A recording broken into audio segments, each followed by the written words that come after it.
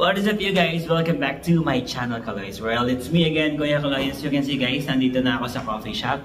And habang wala pa ang mga customers guys, magkwentuhan muna tayo. Dahil ito na yung part 2 na tinatawag kong Things I Like About South Korea na sana meron din dito sa Pilipinas. Pero yung pag-uusapan natin ngayon guys, I think meron naman dito sa Pilipinas pero hindi siya ganun ka-popular. Yung pagkakaroon ng bank account, paggamit ng credit and debit card, or especially debit card.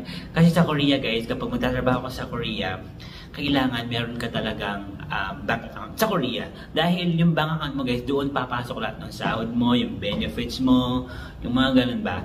So I think nire-require na nila na lahat ng workers na magkaroon ng bank account. Dahil nga doon papasok yung sahod mo. And yung mga Koreans din, if not all, most of them talaga guys, merong mga bank account dahil halos yun na din everyday yung gamit nila yun guys, yung debit card nila, especially kapag nag-open ka ng bank account, meron kang passbook, debit card, tapos kung maganda pa yung ano mo, yung credit score mo, di ba, magkakaroon ka ng credit card, yung mga ganun. So yun, pagbili sa tindahan, kahit ano pa yung bibilin mo, candy, sigarilyo, karne, yung mga ramyon, damit, basta credit card, gano'n pa yung kamahal or kamura guys, credit card ang gamit nila. Kaya minsan natanong ako ng Pinoy kasi nagkasabay kami. Kasi ay natanong ako ng Korean nung kasama ko sa work. Tapos nakita niya nagbabayad ako ng cash. Dati. Sabi, bakit cash yung pinagbabayad mo? Dapat yung debit card mo. Sabi, hindi kasi Philippine style. Sabi ko, Philippine style cashy. Sabi ko, cash kami magbayad.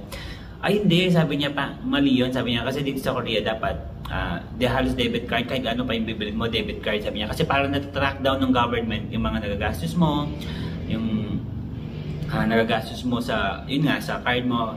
Tapos, mas malaki daw yung makuha mong tax refund pag ganon. Pag monitor nung, lalo na kung may asawa ka at may mga anak. So, kapag namomonitor daw nung, or parang namomonitor daw ng government, yung mga gastos mo. Kaya, okay, sabi ko, kaya gayon. Kaya nga natutunan yung mga ibang mga Pinoy, puro debit card na rin talaga yung ginagamit. Tapos ang lalaki na nakukuha nilang tax refund, sana all. So yung last ko, medyo malaki na ako tax refund kasi ngayon halos nagka-card na ako. Pero hindi ko na siya agad, hindi ko agad na, ano yun, kasi nagka-cash talaga ako. I think for the past 7 or 8 years ako nandun, cash, halos cash ako. So yung last 2 years ko na lang ata doon ako ginagamit yung aking debit card. And also yan guys, yung debit card pwede na rin sa tren, may T-Money na yan na kasama. So sa tren, sa bus, sa taxi, so yun. Basta yun na talaga din, halos din na nagdadala ng mga cash mo. Kung nagdadala man sila ng cash, konti lang.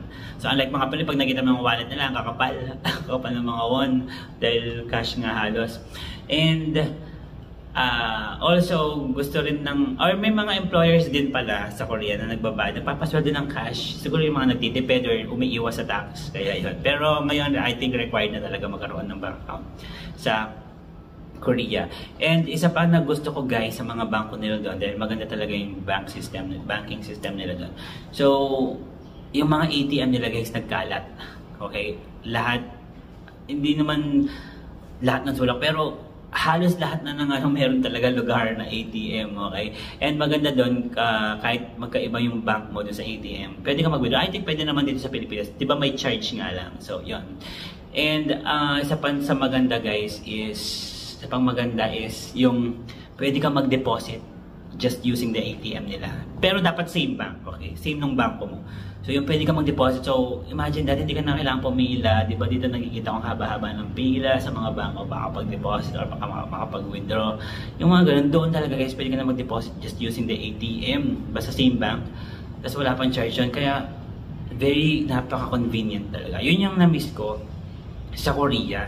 Yung hindi ka mag-worry na kahit na nasa liblib ka na lugar na, wala bang banko dito or ano. Pero may mga ATM guys, grabe. So, yun. Tapos, basta, yun ang gusto ko. Sana ganun na rin yung dito sa Pilipinas. Diba? Pero, yun lang, na-miss ko. And, wala, yun yung may share ko for today guys. And thank you so much for watching. And, abangan yung part 3. Ano pa ba yung mga gusto ko sa Korea na sana meron dito sa Pilipinas. Kaya naman, thank you for watching guys, and please don't forget to subscribe to my channel Kaloys World. Ingat po tayong lahat. And kung malapit lang kayo dito sa Magalang, Pampanga guys, visit nyo ako dito sa Tres Cafe at ipagtitimpal lang ko kayo ng kape na kaya kayong ipaglaban. So yun lang, peace!